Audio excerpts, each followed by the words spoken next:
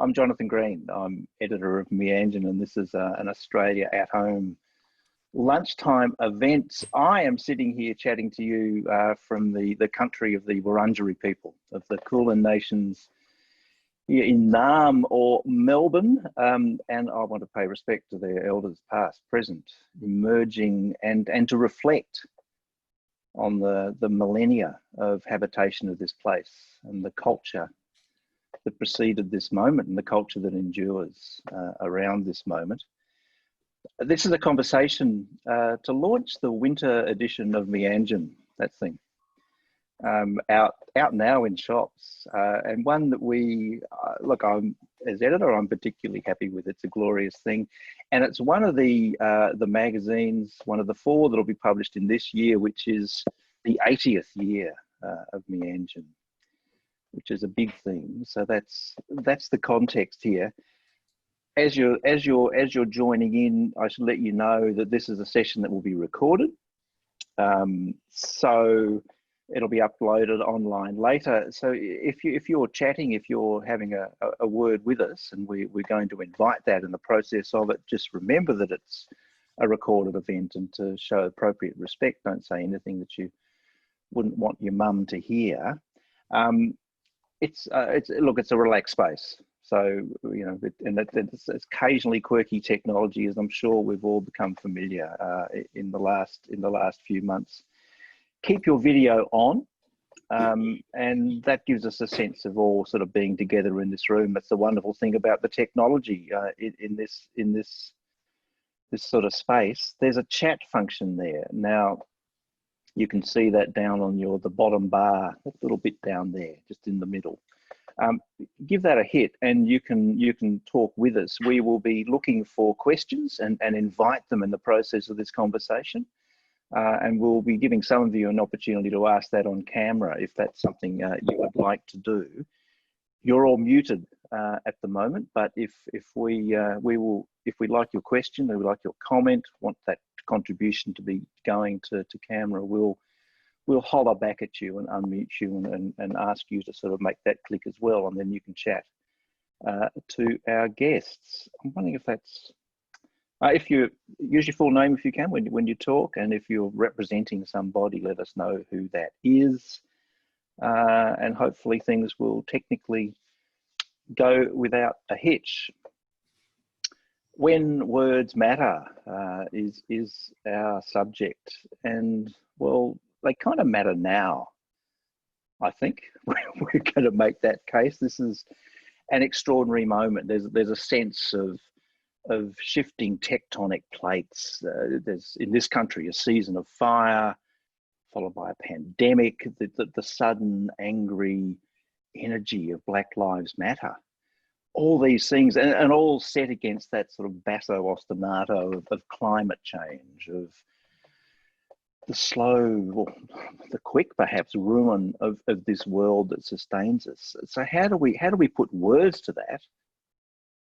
And what words, and to what end? What are we trying to achieve with those words? I've 3 writers with me.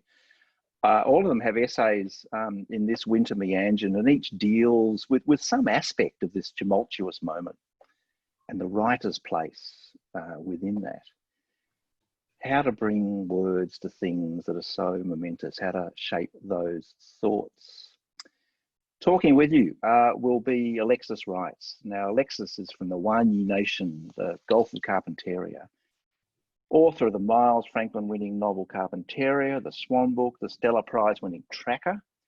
Her Meanjin essay is A Self-Governing Literature. Sophie Cunningham is with us too. Now, Sophie is a former Meanjin editor. One of the Stella Prize founders, multiple books, including City of Trees, essays on life, death, and the need for a forest.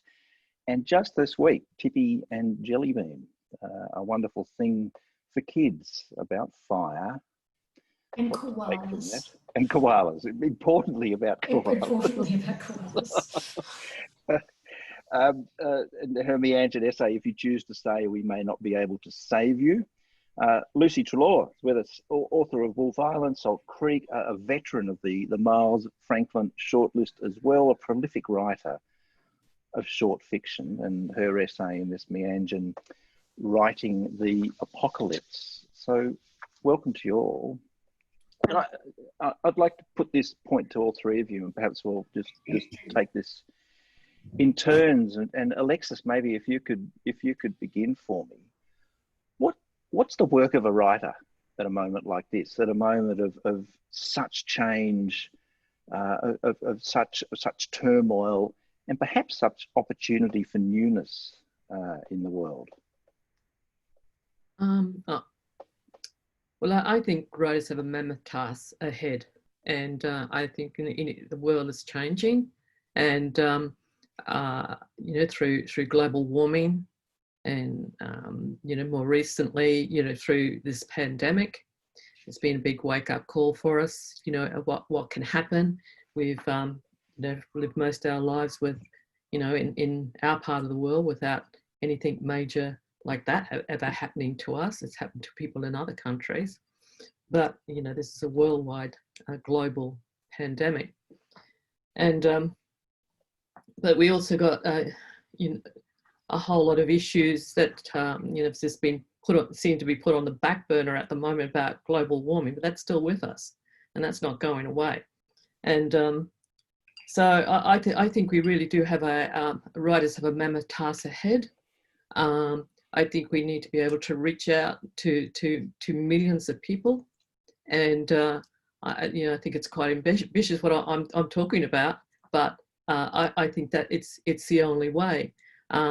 We can be, you know, we can continue writing about our personal, you know, what I call our personal address, or we can be, you know, write about, you know, see ourselves as, you know, as residents of the, you know, the global, you know, the universal world, and figure out ways of how we need to be really stronger writers, braver writers in the future. We're just going to have to, and I've written about this recently as well in a separate thing that I've done, just more recent, and I talk about the you know, this task ahead, and just lost my train of thought there. But I mean, is it? Do you feel like almost as a responsibility? Is this a thing that you have to shoulder? Is carrying some of this moment? I think we all have to carry it, Jonathan. And you know, I come from the Indigenous world of this country, and we've learned, you know, from day one that what we have to carry, and our world, you know, our Aboriginal world teaches resilience, and it shows us a way, you know, that we've survived many different things that have happened here on this continent, and survival's always been foremost on the mind, and so I think we all have a part to play in the future, and writers, you know, have the freedom in lots of ways to say a lot of things that nobody else will say, or you know, we're a different voice, and it's across the arts, you know, all art forms. We've got a role to play, and we'll continue having that role because the world always needs its storytellers, always needs its dreamers, and that's our role, and we've got a bigger role in the future. It's a mammoth role, you know. It's enormous, because we have to know so much about the world and what's happening, and then the speed of change.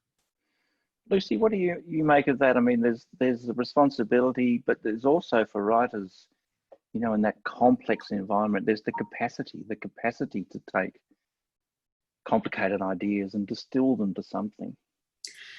Yeah, and I think the angle that you come at this material is one of the things that I'm always grappling with. And I suppose what I see is writing occurring across a range of registers.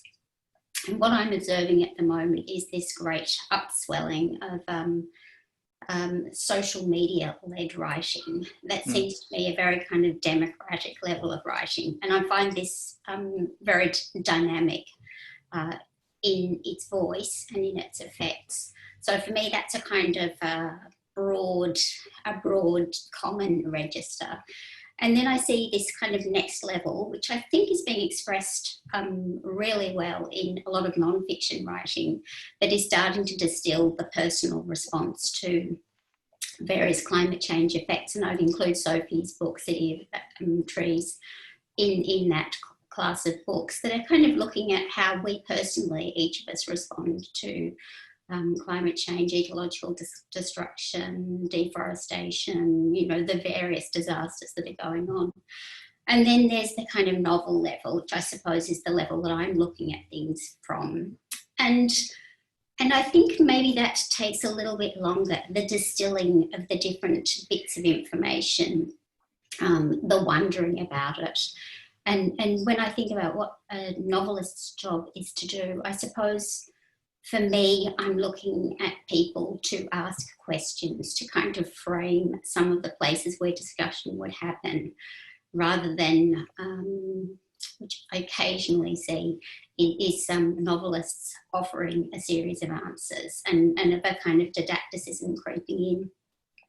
But I also would acknowledge that it's a kind of desperate time. And I think for writers feeling this imperative, maybe more acutely than other people, they just think, what the hell? I'm going to throw everything at this kind of enormous range of problems that we're experiencing globally. And it seems kind of, especially in Australia at the moment, because it's been such a, I mean, coming out of the bushfires, we've got an extra layer of things that we're exploring this year. So I think it is just finding my way, for me, finding my way of responding to all of those things, finding a way to group the information, to communicate my feelings about it, and maybe having some input into a kind of conversation about that material. Yeah, but I don't really see it as kind of being the conversation, but part of a mix of conversations that are happening in a range of areas. I think that's how I approach it. I think that there's an interesting moment in that sense of conversation is when the sort of the sense of, it's more than zeitgeist, but the thing that, you know, when those issues are taken up in the literary world, when those issues permeate so much of what is being done in the literary world, that then it just creates this pervading sense of the importance of those things. It's in the things that we read and think about. That changes in a way from just reporting on an issue. Totally agree. And it's a kind of documenting of a time as well, and a kind of communication to readers that they're not alone in their feelings about this time. And there is this kind of to and fro, the conversation that starts happening. And it's a building of a feeling of a common dread, anxiety, push towards hopefulness, a whole range of things. Sophie, that thing of being a storyteller in this moment, I mean, what's the role of the storyteller in that? Is it documenting or leading a conversation? I suppose it's both. And I know what I've been thinking a lot about, but particularly with the bushfires, but building up and over the last few years, is that I do feel that we're at a tipping point. I realise that term has been used a lot, and that other societies have had to face crises like these in a way that we haven't necessarily before, indeed as our First Nations did when we arrived. And so for some people, the emergency is not new. For some people, the emergency has been going on for centuries. But I've been trying to think, my main response has been thinking, now is the time, if there's any hope of really trying to shift the trajectory that we're on, that we have to act now, and how can I most effectively act? What can I do? I happen to be a writer, so I'm trying to do that through my writing. And I think storytelling connects people in the way that Alexis has articulated so beautifully in her involved in a lot of her work, including a keynote she gave recently and in her essay for Meanjin. So I do think that storytelling has an important role, but I also become frustrated with words because of this issue of timeliness. I find it very hard not to want to report and try and capture what's unfolding in kind of some kind of detail. That can be hard to kind of both convey perspective at the same time as being true to the moment. And books can take a very long time to write, and words can take a long time to form and come together. So this essay, the essay I wrote for Meanjin, was an absolute case in point, because as I was writing, things kept changing so dramatically. And that entire edition of Meanjin was a case in point. And then it's at the printers for 2 or 3 months, and then by the time it comes out from the printers, we're in a different moment of a very incredibly complex year. But so yes, I think storytelling is essential, but I do worry that it's not enough. I think I try to think of myself, this sounds self-aggrandising, but I'm more interested in thinking of myself as an activist and thinking about words as a way in which I can try and make a difference if I have a hope of making a difference, rather than being as focused on my language or my thinking of myself as a writer, which was more how I used to think of myself. How do you hit upon the certainty to move there into activism, the sureness of the thing that you want to say? For me, I think for different people it's a moment. I found the loss of more than 1 billion animals over this summer it's shattered my sense of what it is to be a human being in this world. That we are Australia, I mean, it does really want to think about koalas, kangaroos, the extraordinary flora and fauna we have in this country, and we might lose that. And that really pulls you up short. You really have to think, wow, okay, what am I going to, if there may not be anything that can be done, but that's not even worth thinking about. What you have to try and focus on what can be done. So for me, that was the moment where it wasn't about confidence, it was about feeling that I had no choice, that I don't want to live in a world that has lost all its significant its landscapes and all its, not all its wild animals at all, but a significant number. I mean, every extinction is the most extraordinary loss of millions of years of evolution. Think about how we think about the thylacine, but yet so many more animals are in danger of becoming extinct. There's a question, and Alexis, I might put this to you, from one of folk out there, Sarah Ridout, and it's a point that Sophie just raised. But Alexis, given the depth of so much of your work, this issue of, and Sarah puts it like this, writers challenged, restricted by the length of time it takes to write a novel before it's in print, when commenting on current global events. How does that strike you, Alexis? Because your work is, it carries with it such sort of grandeur and depth, and they're works of significant periods of time. Well, I'm only talking from experience, but I think we need the depth of thinking and in our works, and it does take time, and but we have to keep up with all the changes that are happening, and across the world. I really believe across the world, and because there's millions of people, and and even more so in the future, going to need these stories and stories to be told, but. From my own experience, from my own work, and they do take a long time to produce. Carpentary, 6 years, Swan book, 6 years, Tracker, 6 years, and this new book that I'm working on, trying to finish this year, in the same number of years, but a lot of time has been put in that, plus doing a whole lot of other work that this sort of writer does, but those books carry. And they still carry. Carpentary still carries, and it's taught around the world. People write about it. And it's read, and the same with the Swan book. I can't. I get enormous amount of requests to talk about global warming, climate change, floods, fires, all sorts of things, and to do with climate, simply from that book. And that book, you know, it was set in the future, and I was only trying to make a story out of what the scientific facts were telling us at the time, a long time ago. But those, you know, it's what you write about, the risks you take as well at the time, and but those things are becoming more into reality now, and so what was you know, looked like a you know, enormous challenge and a risk at the time when I was writing is now what's happening. And the book carries, so it's worthwhile putting the effort in, and then, you know, just rushing something off, you know, for the moment. And what I worry about with Australian literature is that, you know, we can become too stereotypical with sort of rushed off, you know, commercial type books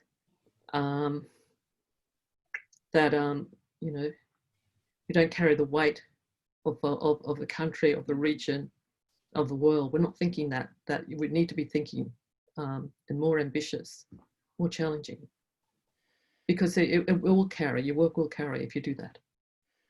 This is the challenge, isn't it, Lucy, to, as Alexis says, you know, with the instance of the Swan book there, something which is of some years past and some years in the doing, but has this great resonance for this moment. So it's to find the ways to express some sort of deeper truth about a superficial layer of events.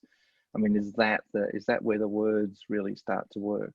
Yeah, I think, I mean,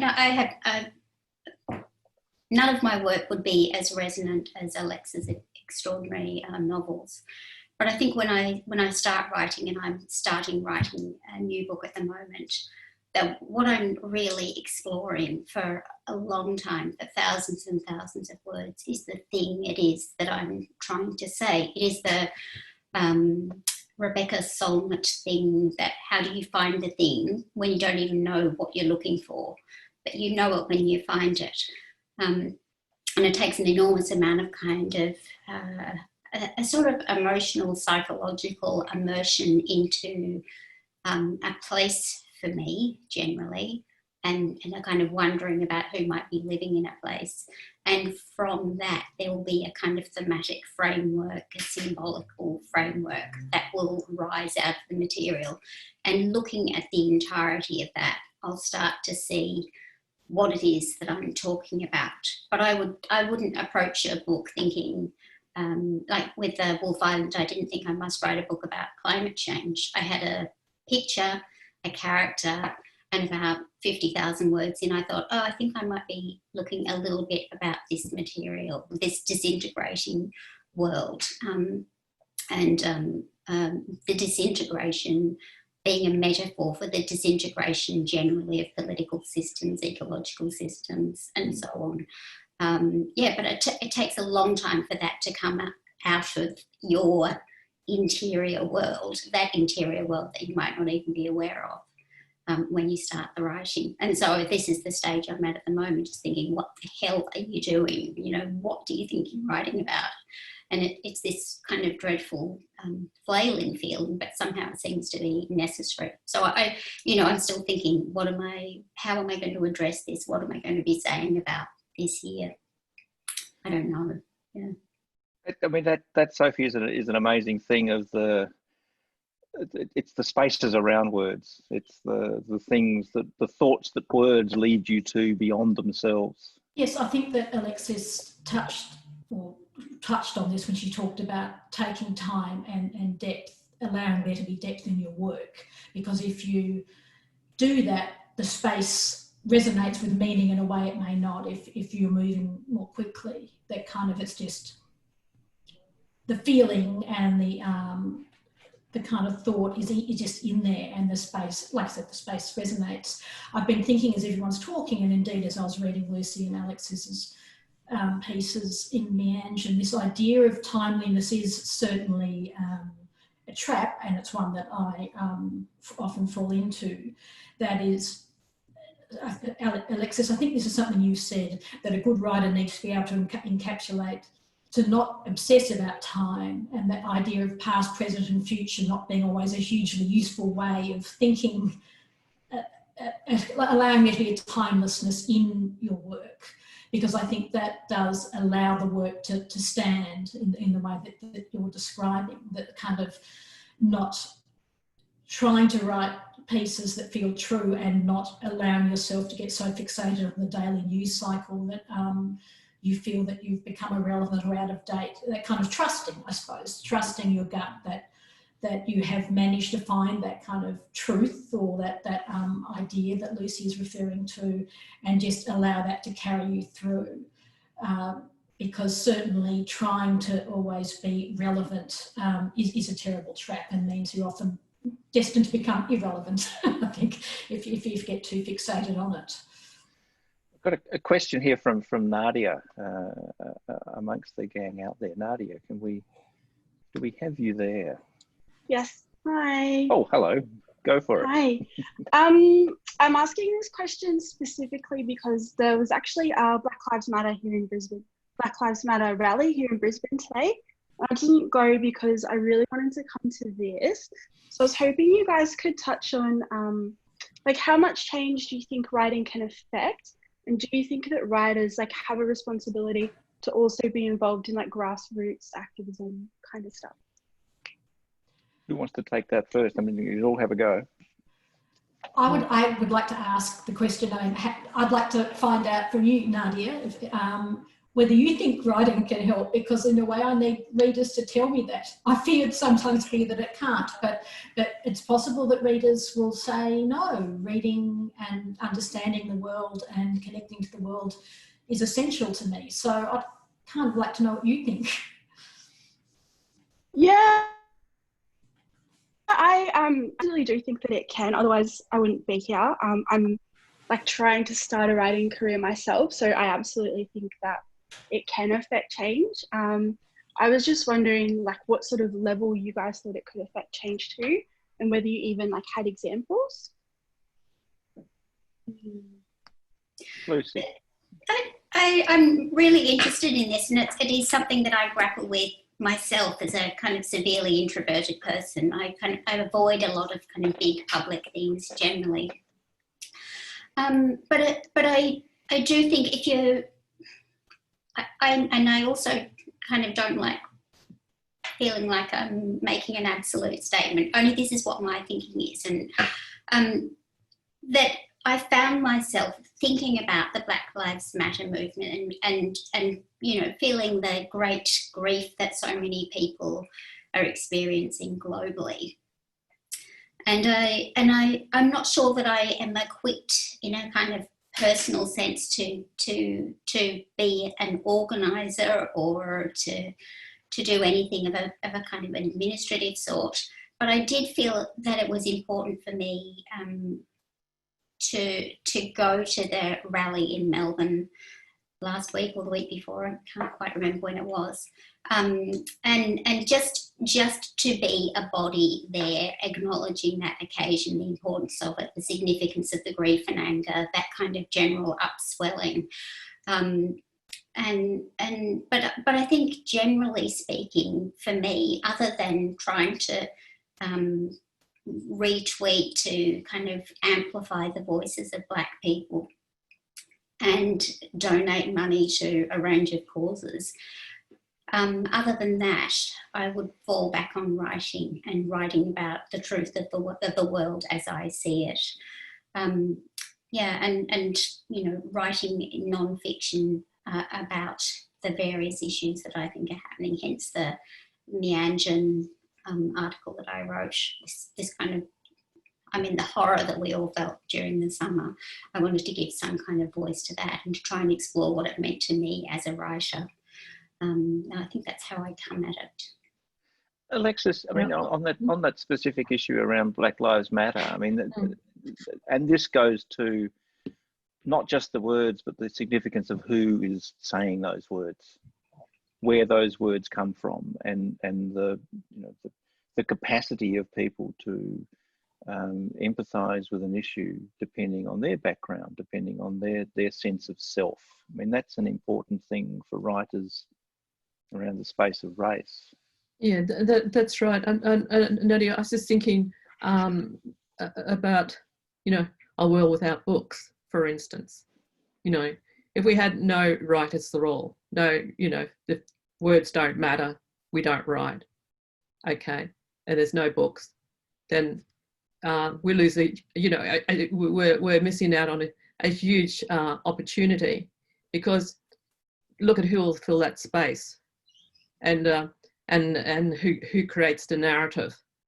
And this is we've been fighting the narrative war forever in this country, for the last 200 years, 2.5 centuries. We've been fighting the narrative war in this country about who owns the narrative, who owns the country, Black Lives Matter, Aboriginal land rights, through all our history, we've come through all that, and we're still fighting to change the narrative. And this is, the protest. We've been protesting for many years. Lost count of the amount of protests that I've been involved with, or the struggles that I've been involved with. To me, writing matters in a way that you can think about things and articulate things. Otherwise, you're just going, from one thing to another, and you've got no time to sort of sit down and to really, think very deeply about what's going on, and try to find a way through it. And so that's important to me. And I've written about this before too, about censorship. And in another way, we can, we're very lucky that we're able to write what we want and say what we want. And but I'm also saying that, and we're doing that too, that it has to go, we have to be more embracive, to a whole lot of people in our situation across the world. And this is what we're Black Lives Matter responding to. And we've got to do that in literature. I think it's really interesting, Alexis, you use the word narrative. And we're talking here about affecting lives, but it's about reshaping that story of those lives that goes so directly to the place of words in that relationship. A narrative is words, a narrative is a story. That's right. And that's what we'll be doing, for trying to change that narrative, trying to change the story that other people might want to tell about us.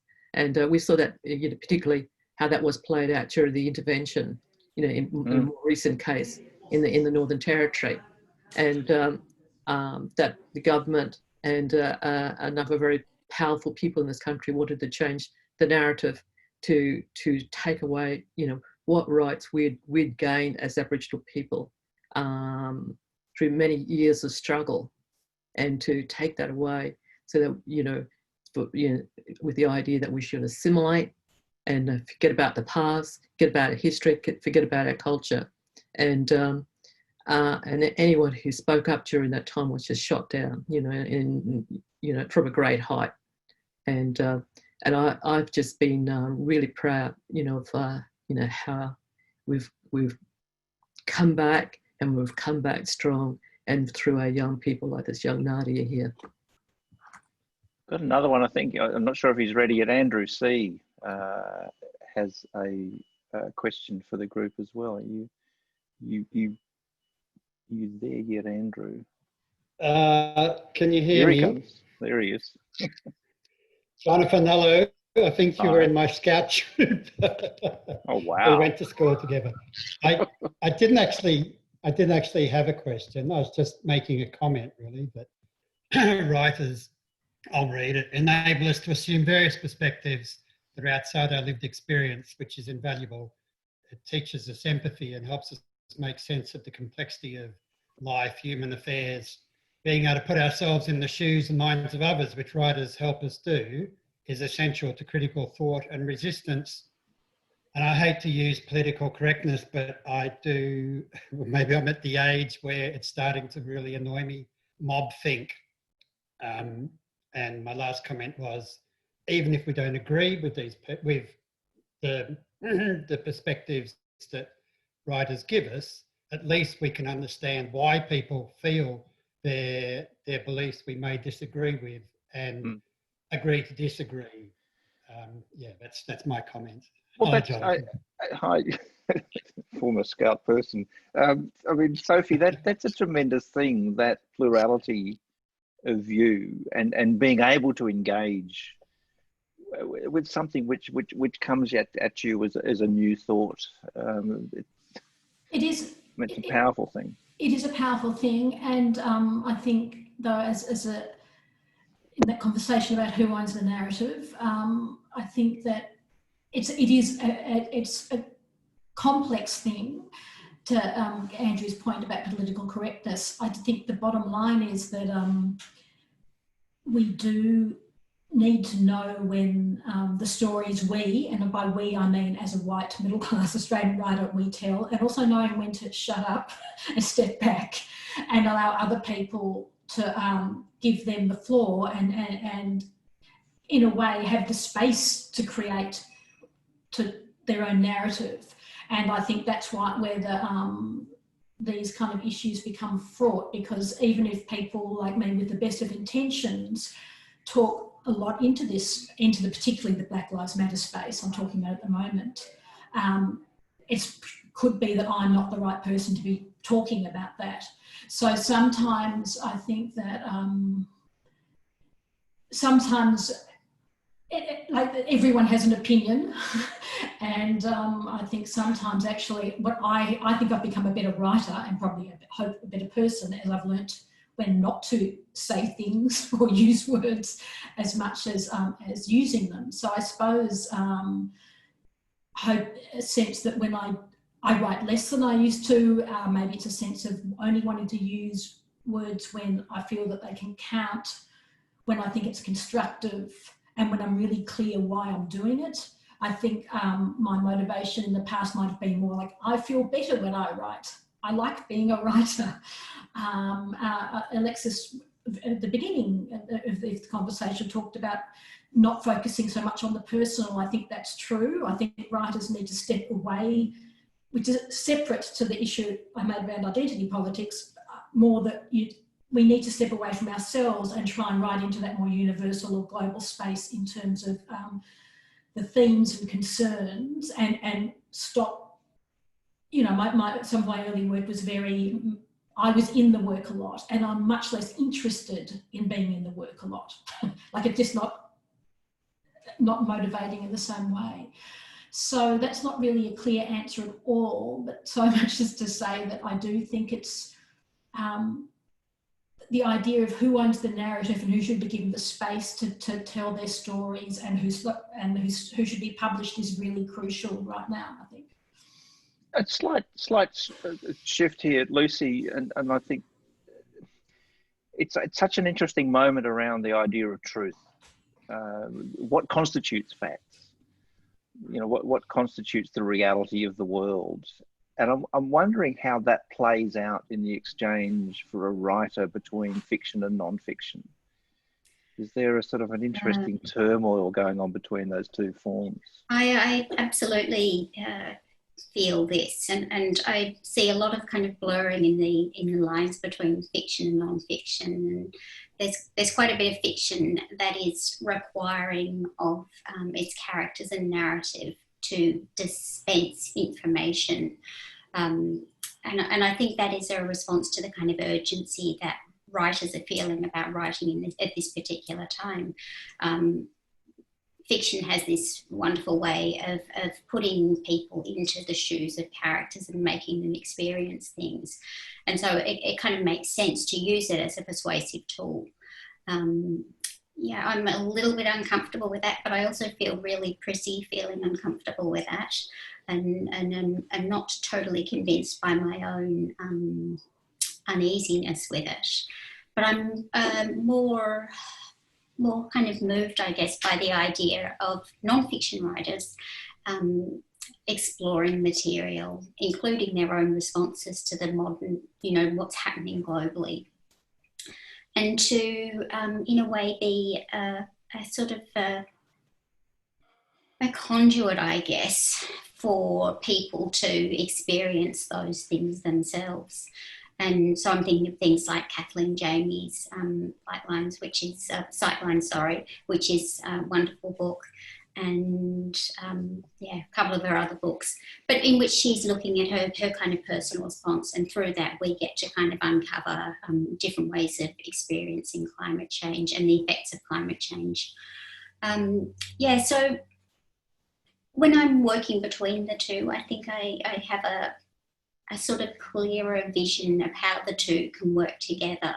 So with the Meanjin essay, I can respond fairly immediately to the events of this year in the way that Sophie did, and Alexis as well. But with a novel, that's going to be 3 years down the track, and I don't know what I'm going to be saying about what's happened.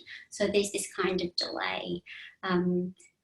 But I think that the two can be complementary, even though they're blurring, and writers are kind of exploring the ways they work together, I think, and feeling their way along. It seems quite a mutable period to me in writing. Alexis, there's a really interesting point you made early in your Meanjin essay about the sort of moral constraint of the imaginary life, that trying to channel that sort of the freeness of the imagination into a sort of a moral framework. I'm wondering if that points towards truths, if that sort of pulls things down towards things that are sort of somehow concrete and true. That's quite a complex thing. What's happening when you're creating, because I think your imagination can run in so many directions, and it can run wild, and but then it can have some constraints that come into play, about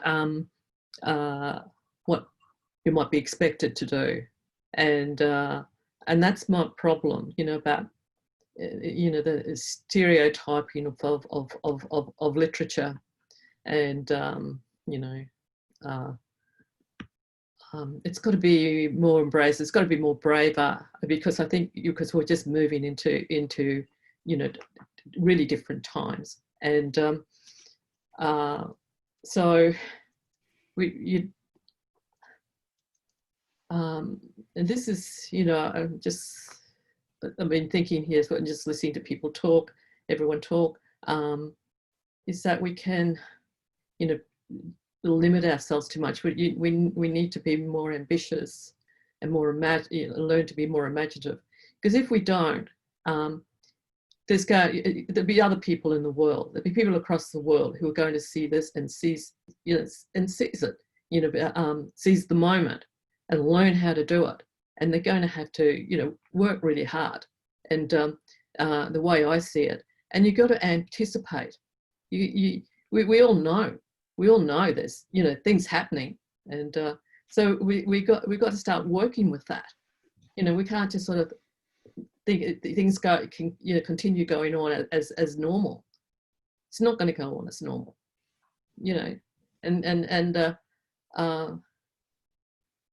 it's quite serious what's happening, and we're going to have to sort of anticipate, embrace it, and learn, and be quick to learn, and learn a lot of things, and it's got to extend across the world. It really has, and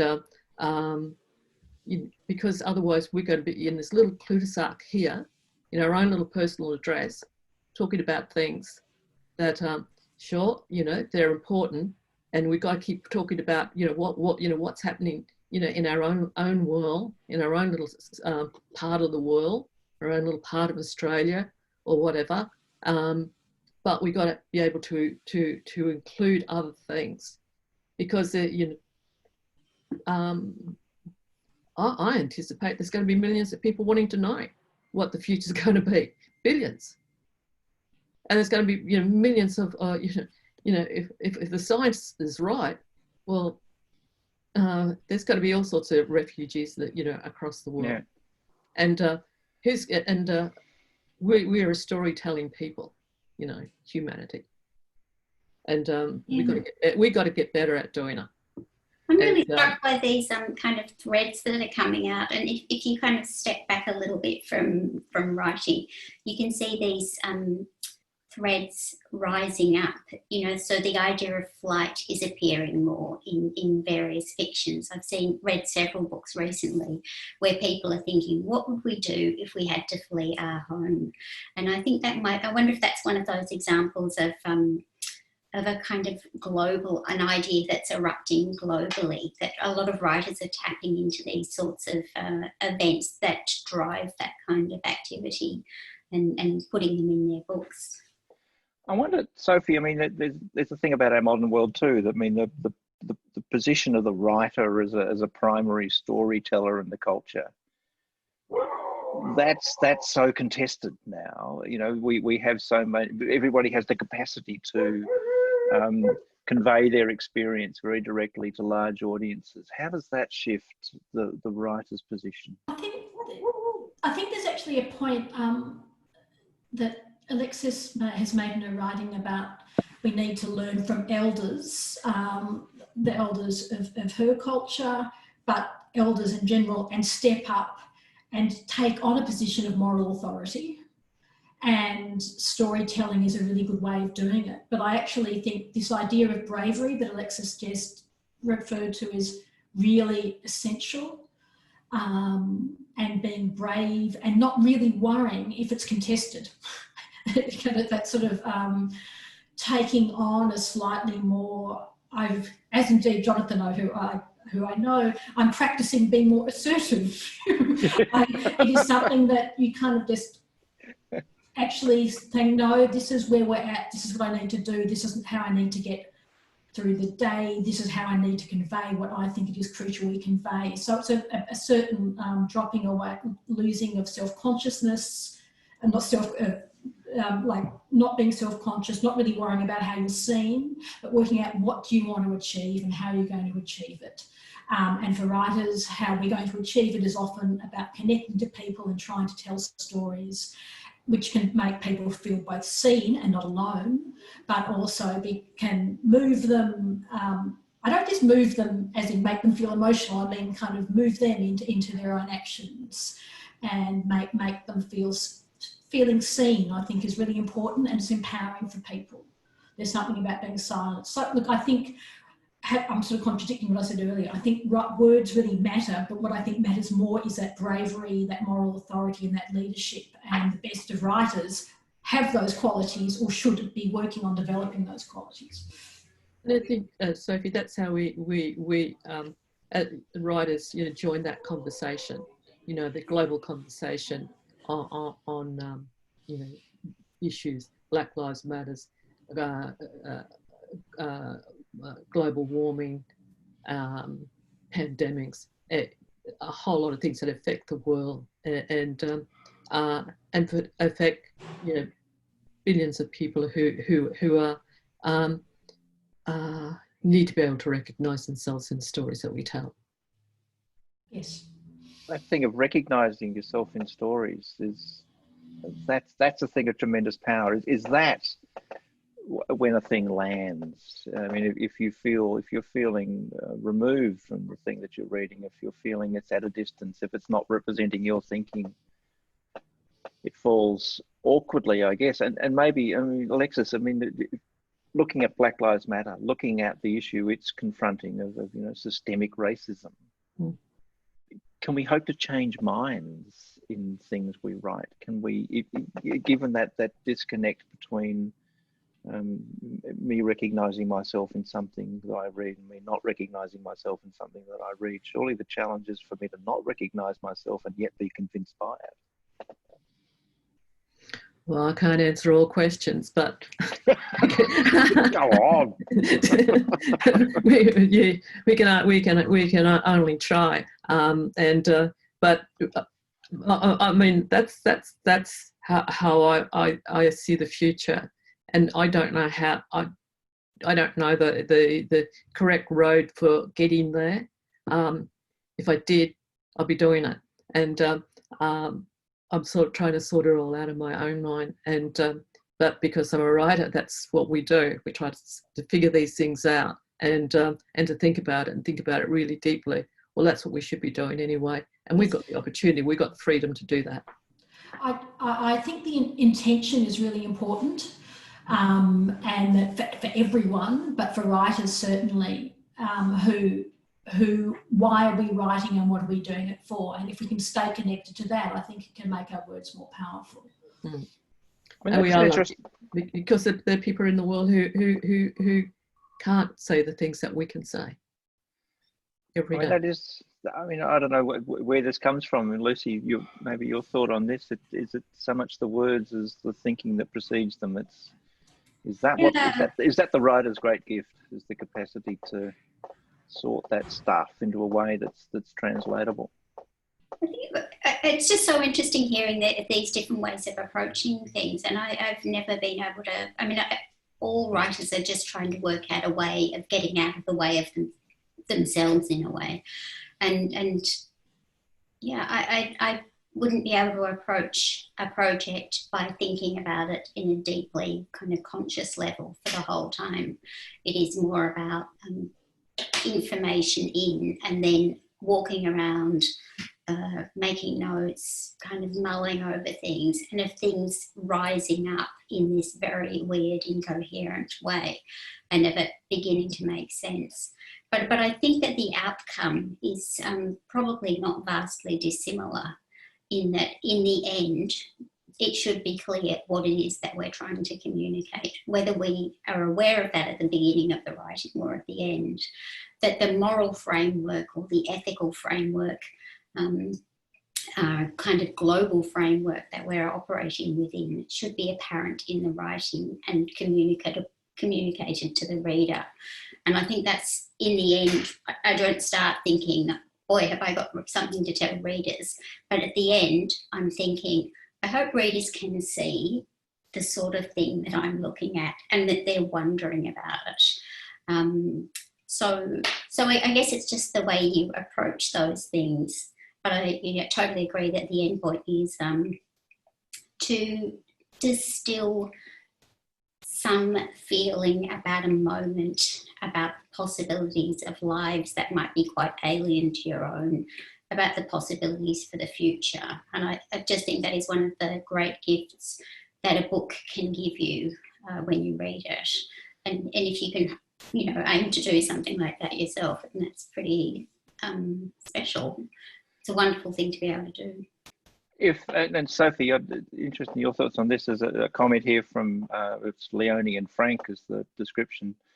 And they write, I live in rural Queensland where Murdoch and the Facebook bubble dominate people's thinking. How can words be used to counteract this? Given not too many people read books, unfortunately. That's, Sophie, that's a tough truth, isn't it? And we talk about narratives. I think the narrative is held by the powerful at the moment. I do think that this is where politics intersects with what we're talking about in a more subtle way. I do think the issue of the Murdoch press, for example, is a serious one of having one ideology or one worldview dominating the kind of press that people consume. Does make it really tricky, and that's in a way when Alexis was talking about who owns the narrative or the right to kind of recreate the narrative. That's one of the battlegrounds. I don't have an easy answer for that, but I do think it is why for people who can afford it, keeping local radio, local newspapers, those kind of smaller publications going is one way that people can contribute, but it's not I'd be naive of me to suggest that it's a cure-all. But yeah, no, it's a serious issue. I know Facebook claims to be trying to kind of do things to stop algorithms acting in certain ways, but they're certainly not doing enough. Hard, Alexis, to keep a focus on the possibilities of your work when there is that competing conversation which is so distorted, that is so full of sort of willful mistruth. I guess I'm used to mistruth. I see it all the time. Through the media, through experience. For many years, when I write, the book that's one thing. That's that's a world in my mind that I'm creating, and it's been created through a whole lot of things that have come to me through experience, through what I know, what I hear, what I read, what I try to find out, and so it's an ongoing whole archive of research that's ongoing all through my life, through many different aspects, many different angles, and many things that I get passionate about. And but the world of the novel, of what I'm creating, that is nothing penetrates in from outside into that. And I don't get distracted when I'm distracted all the time. But when I'm writing, there's nothing else gets into that. Or when I'm thinking about the novel that I'm working on, nothing gets into that world. That's a complete world of its own. Because you're working on a novel now, and yet the world around you is what the world around you is. How does that not knock on the door of that work? It does knock on the door, but the other thing is too about what writers are doing now and what they will do in the future anyway, is that they live in the world of reality. The reality is all this change, and it's all going to come into their work anyway. And whether they like it or not, you live in your own little bubble. And but the reality is all around you. A lot of writers write about reality. That's the reality. The future is the reality, and so you need to get on board with that. But that's that happens, and of course it happens, and maybe it's the type of novel I'm writing at the moment. Is is a response to change, ongoing change.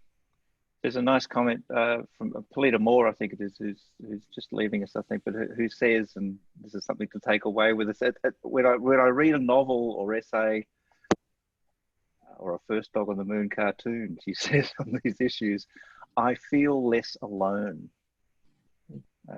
So thank you to all the writers, and I think that's a tremendous and uplifting point, perhaps at which we close. We're out of time as well, but that work of writing is to be read, is to be joined in your thoughts by a fellow human, and perhaps to convince them, perhaps to share.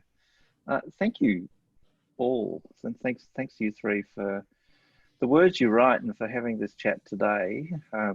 Alexis Wright, Lucy Treloar, and Sophie Cunningham, essays in the current issue of Meanjin, which you will find in shops. I'd encourage you to have a look at it, possibly to subscribe to it. It's an 80-year-old Australian literary institution. It pays for everything that it publishes, and that then supports a great ecosystem of literature in this country. Meanjin.com.au is where you will find it. So thank you to our speakers today. Tomorrow in this space, Foundations for Bennelong, a snapshot of newly arrived refugees, again starting at 1 o'clock. register, you'll get your link, and you will join us here, Australia at Home. What a wonderful space. Hello to all you beautiful people. I have here a small scripted thing to say that this is a meeting place for civil society in Australia. And it's to support each other and perhaps give us things to think about and to cheer us on our way in a difficult moment.